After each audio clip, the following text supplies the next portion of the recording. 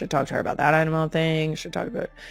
So just buckle up. But before we get into any of that, a truly absurd edition of Places Kylie Has No Business Being. This week, I have absolutely no business, zero, none, being on a billboard in Times Square. I'm sorry, what? What happened? You said what now? Guys, what? Huh? Was this for real? This is AI. Not gonna lie, was named one of Amazon Music's best new podcasts of the year. And they put us on a billboard in Times Square to celebrate. That's so dumb. That's a dumb sentence. That's silly, a silly sentence to say out loud. I did not ever think I would be on a billboard. Why the fuck would I be on a billboard, guys? That's a silly question. There's no reason for me to be on a billboard, including this list. What's important to recognize when you see lists like this is that this show would not go off without the incredible team that I have with Not Gonna Lie. Although my face is on the billboard, which is silly because nobody wants to see that shit. It really is about the team that is with me and has helped me create what NGL has become. So, thank you to the real ones for tuning in. Thank you for supporting the work that everyone on our team here at NGL is doing.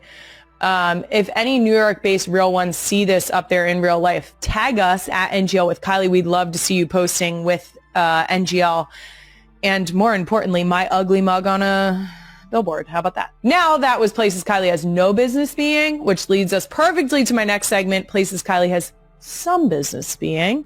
This week, I had some business being at Arrowhead Stadium to watch my brother-in-law's game with my family. The girls had not yet seen Uncle Trav play in Arrowhead Stadium. I did have to explain this to Wyatt and Ellie, that they saw Uncle Trav win a Super Bowl.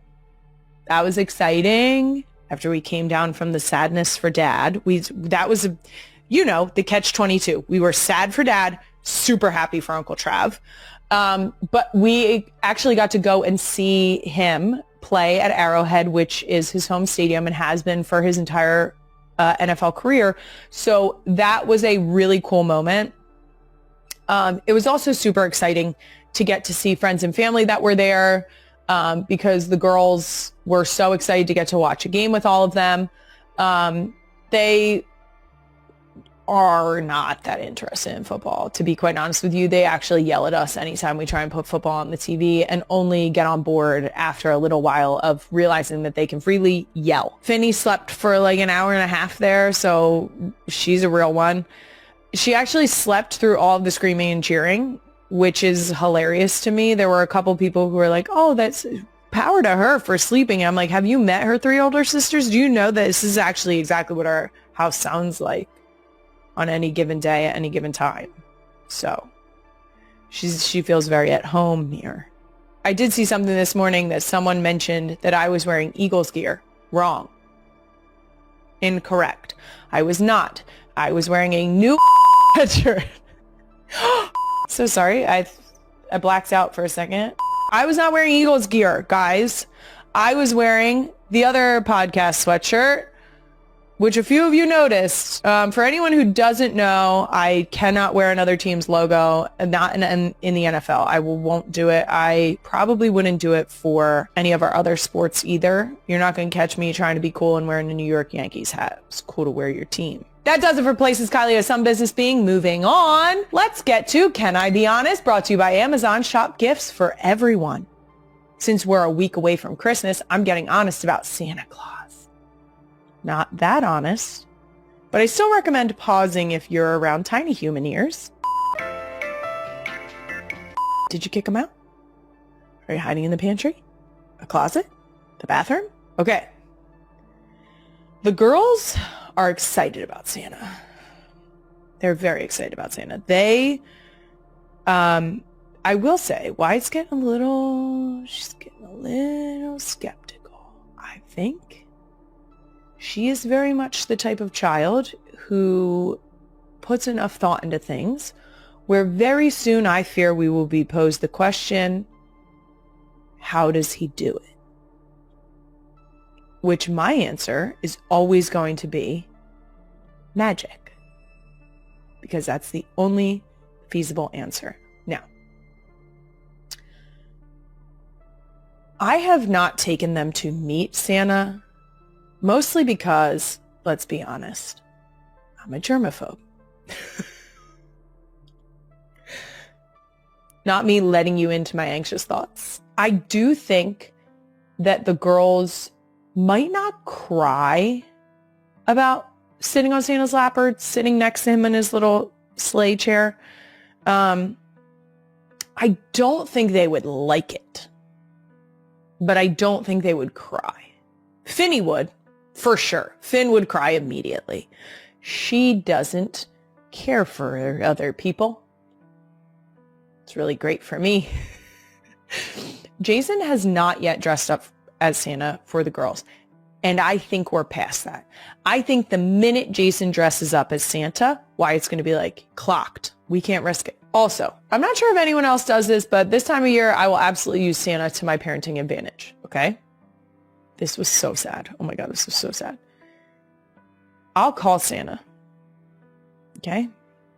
Sometimes you need a direct line. Okay? I know Emmy's here and the song says Santa's always watching. Okay? He knows when you're sleeping, knows when you're awake. Little creepy, but he's watching. Okay? With the Kansas City Chiefs eliminated from playoff contention this season, Travis Kelce has sparked widespread speculation about hanging up his cleats as he prepares to marry Taylor Swift.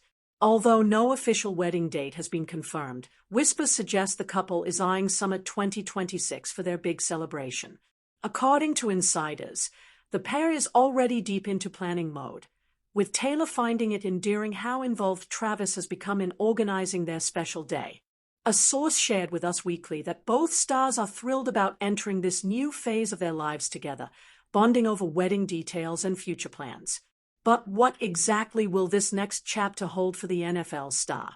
Fans may have gotten a glimpse during the December 17th episode of the New Heights podcast, which Travis co-hosts with his brother Jason Kelce. While discussing teammate Patrick Mahomes and his ACL injury, Travis spoke in a way that struck listeners as unusually distant. He mentioned hoping the Chiefs could get Mahomes back as quickly as possible, noting the injury timeline pointed toward Week 1 or early next season. Travis emphasized that Mahomes would do everything possible to return to the field for Kansas City, but the phrasing seemed to hint at his own potential departure. Jason, however, is urging everyone to slow down on the retirement conversation. During his appearance on Monday Night Countdown on ESPN on December 15th, he advised his brother to complete the remaining 3 games before making any major decisions.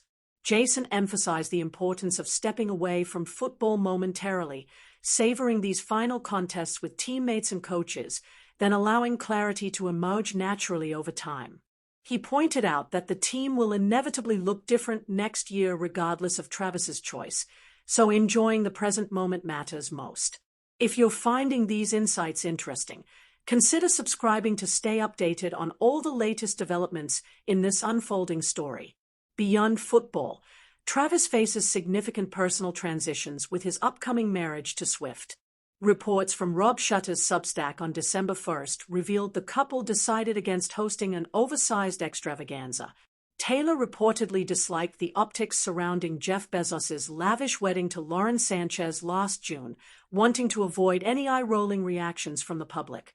Instead, she desires something authentic and grounded, prioritizing an intimate and peaceful celebration. According to sources, Swift wants to genuinely enjoy her wedding day rather than treat it like a performance. This approach could align perfectly with Travis beginning his post-NFL life. Meanwhile, Kylie Kelce, married to former Philadelphia Eagles standout Jason Kelce, is making waves of her own. She will appear in NBC's coverage of the Winter Olympics, set to begin February 6 from Milan Cortina. The network aims to replicate its Summer Olympics success in Paris by launching the Milan Cortina Creator Collective. This initiative, developed alongside Meta, YouTube, and TikTok, brings content creators to the games for unique behind-the-scenes access and fresh perspectives. Kylie, who recently launched her podcast Not Going to Lie in December 2024, joins an impressive roster. The mother of 4 and former field hockey athlete will collaborate with YouTube creators including SNL star Bowen Yang and Matt Rogers, hosts of Los Culturistas.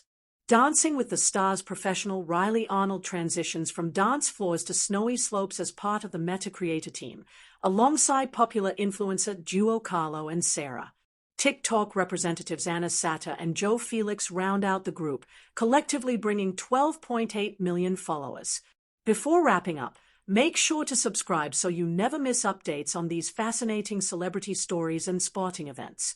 NBC recently faced criticism when unveiling Olympics commercials during the Macy's Thanksgiving Day Parade.